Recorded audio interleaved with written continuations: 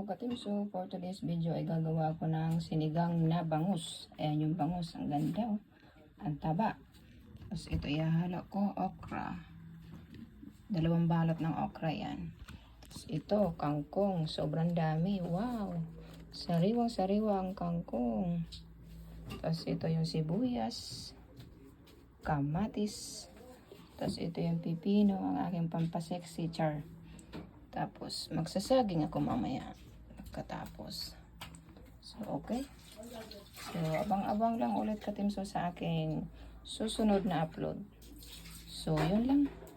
Ingat sa lahat. God bless and see you. Ayan na. Okay.